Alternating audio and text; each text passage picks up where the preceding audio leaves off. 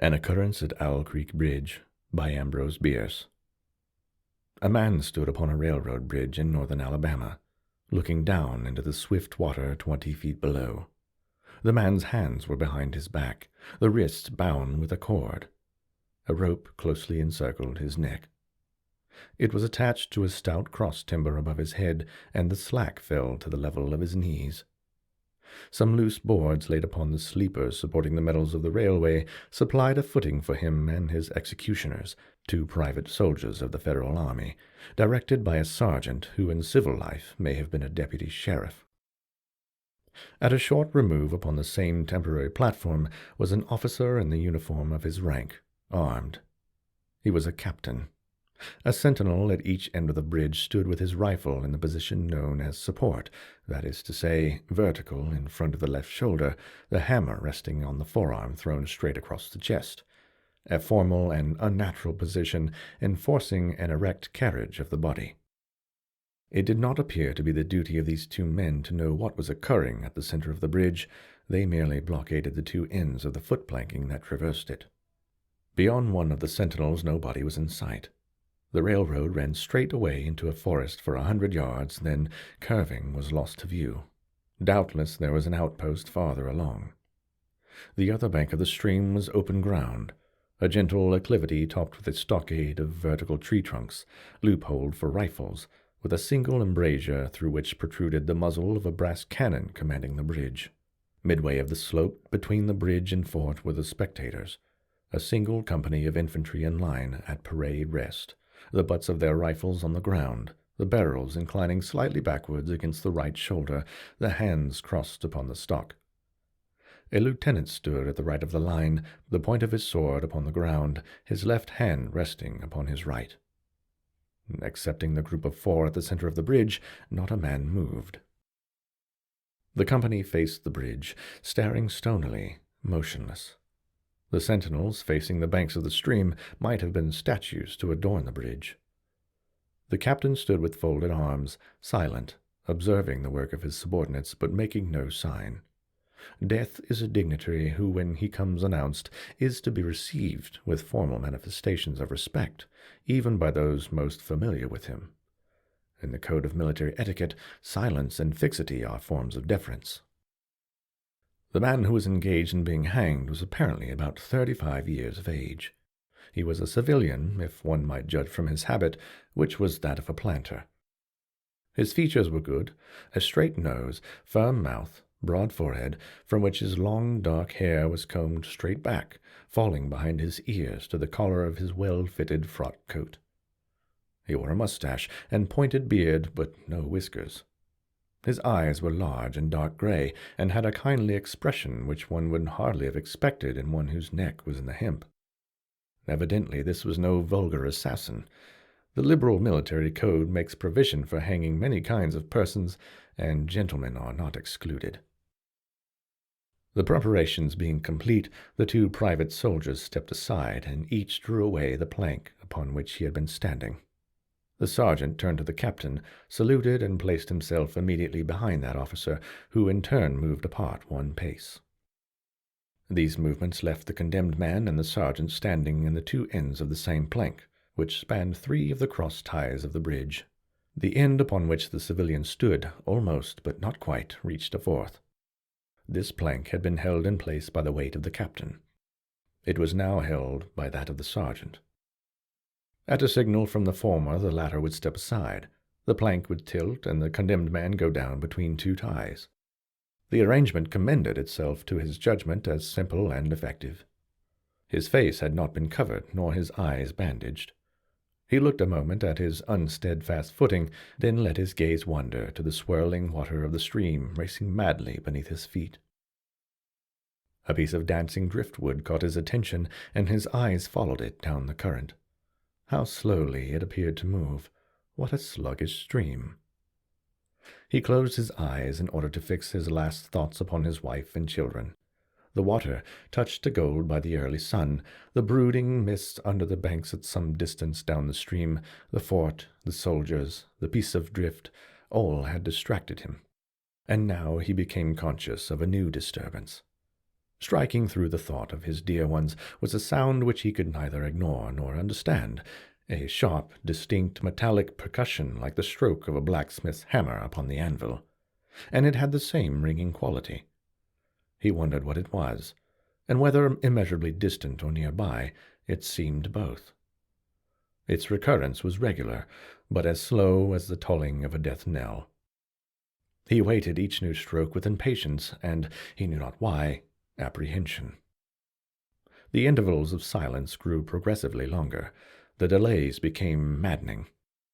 With their greater infrequency, the sounds increased in strength and sharpness. They hurt his ear like the thrust of a knife. He feared he would shriek. What he heard was the ticking of his watch. He unclosed his eyes and saw again the water below him. If I could free my hands, he thought, I might throw off the noose and spring into the stream.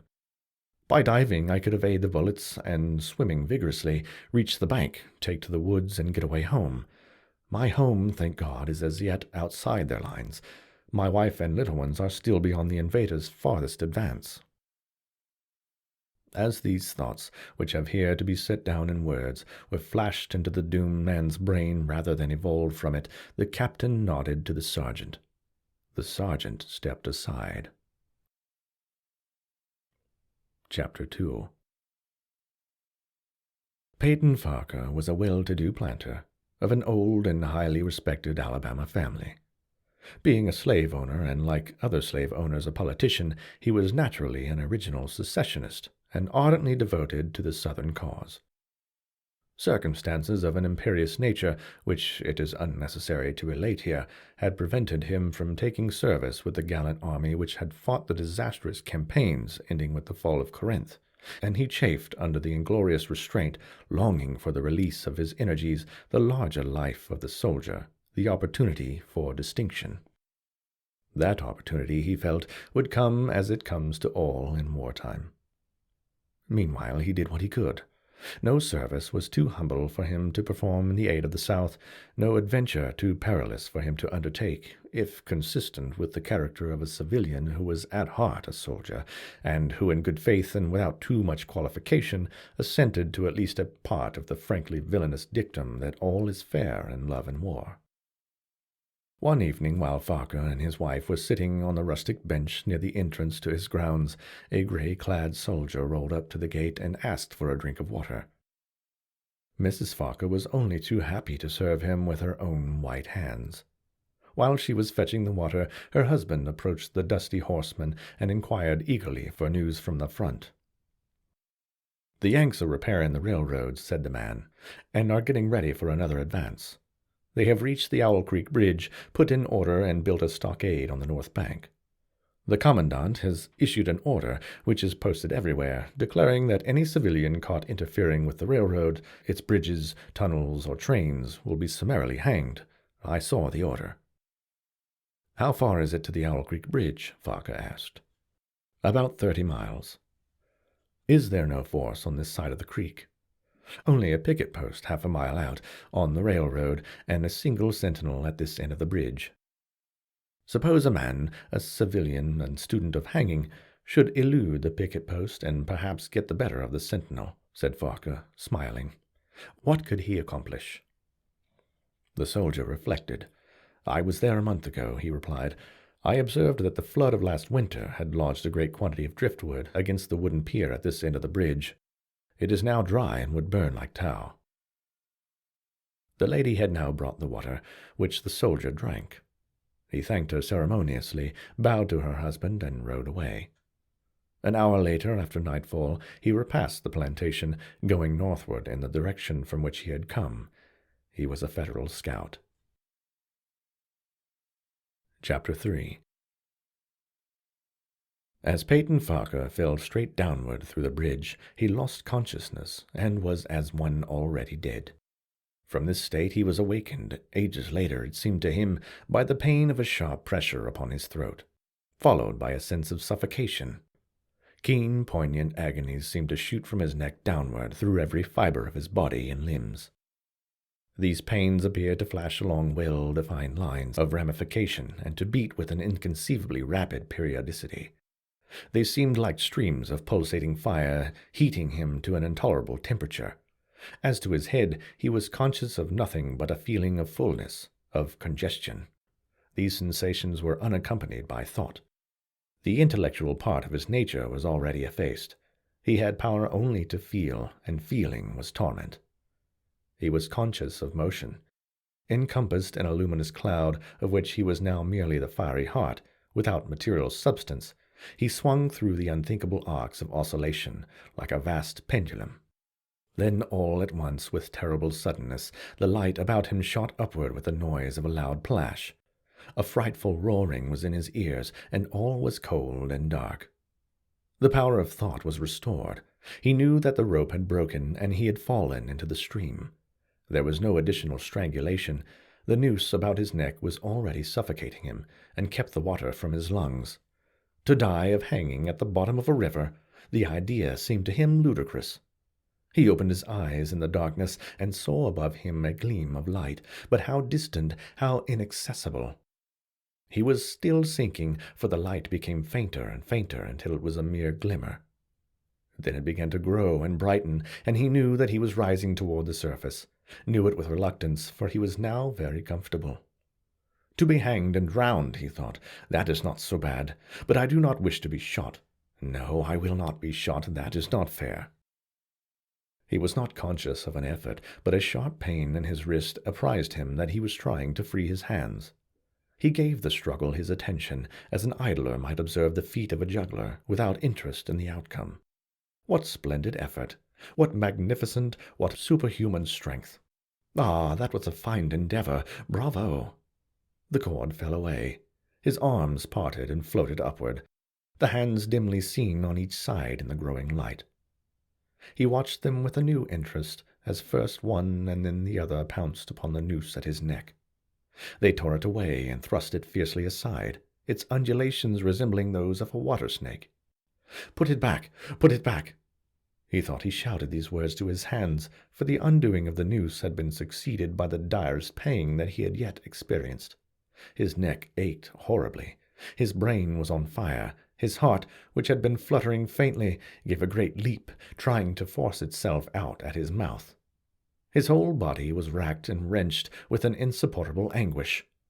But his disobedient hands gave no heed to the command. They beat the water vigorously with quick, downward strokes, forcing him to the surface. He felt his head emerge. His eyes were blinded by the sunlight.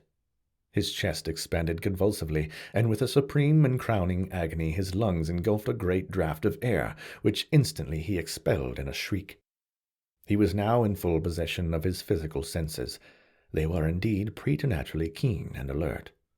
Something in the awful disturbance of his organic system had so exalted and refined them that they made record of things never before perceived.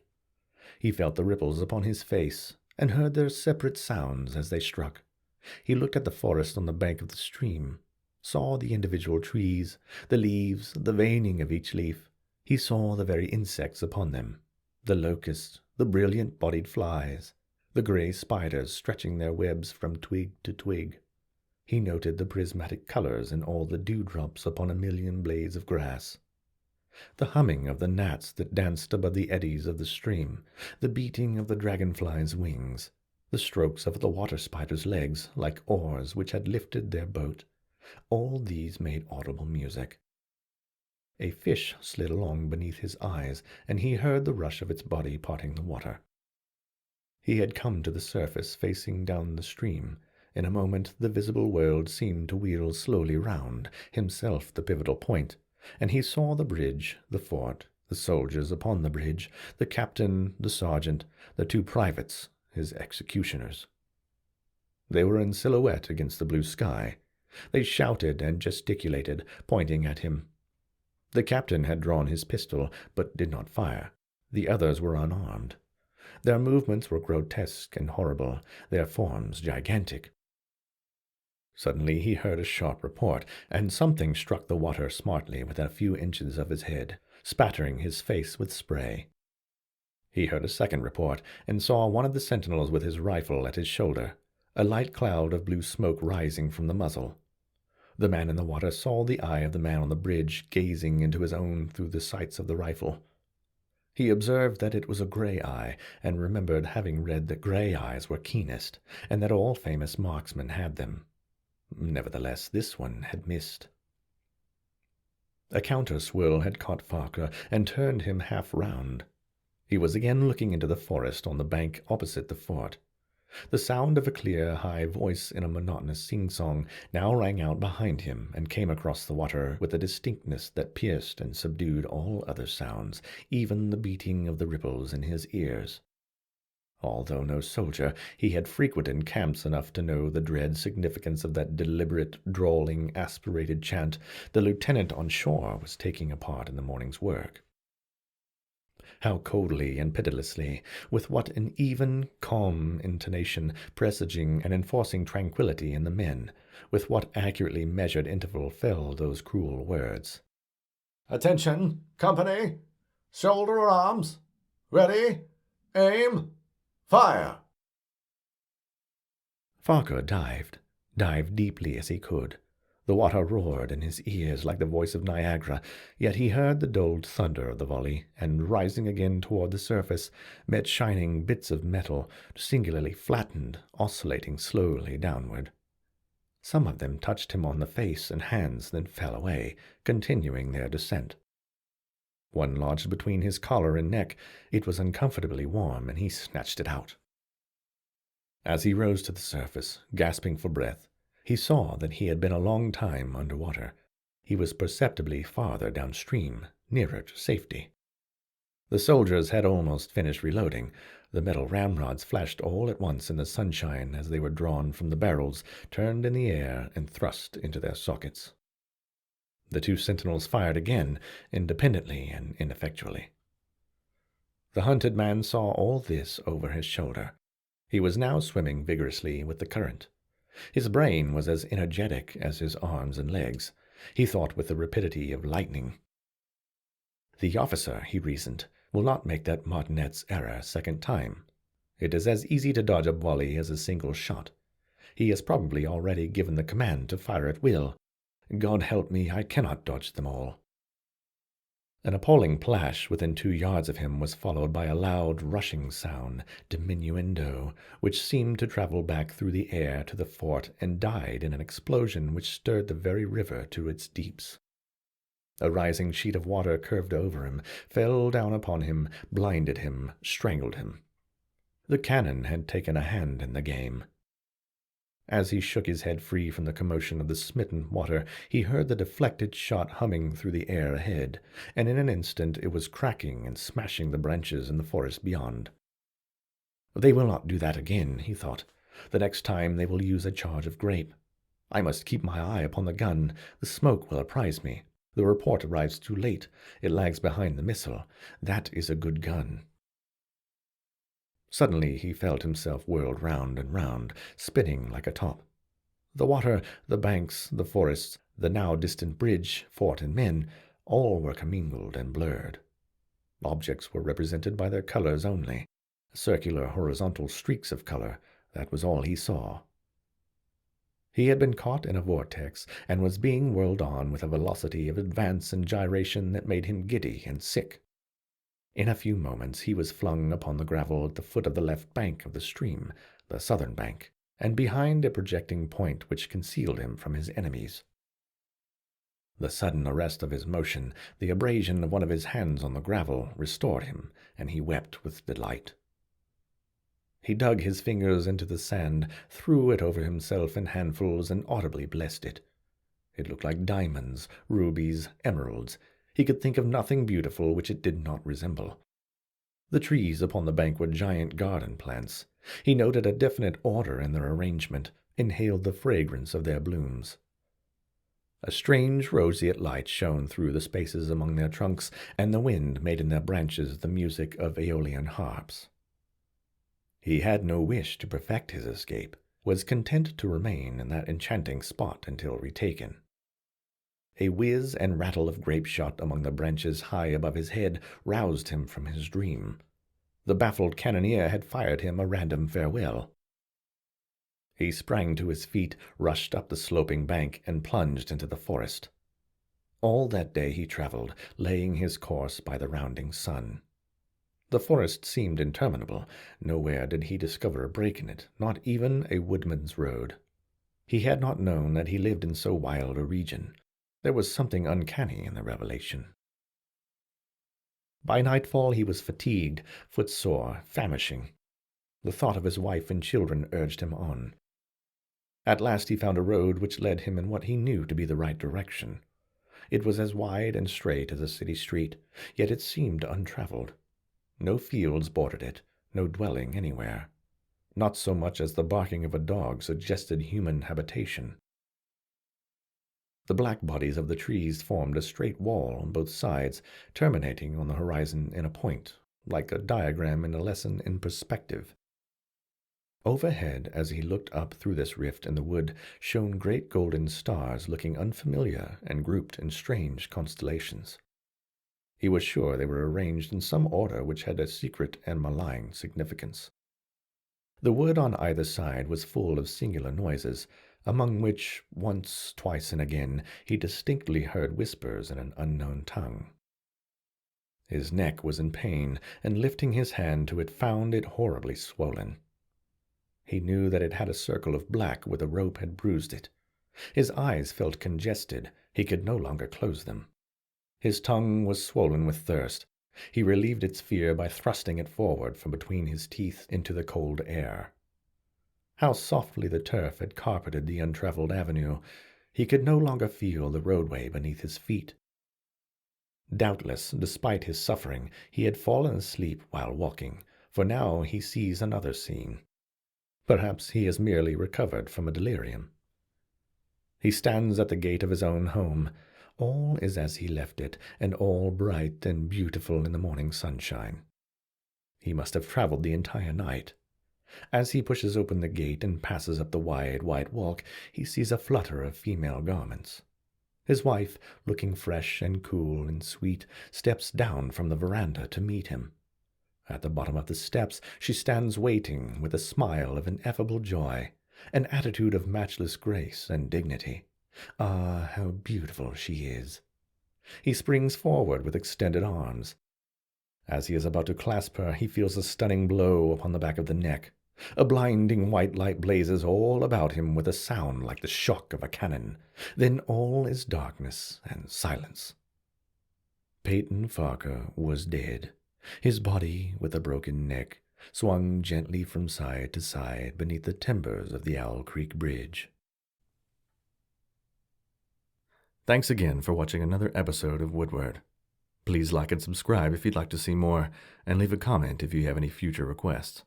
My name is Josh, and it's been a pleasure reading to you. Cheers.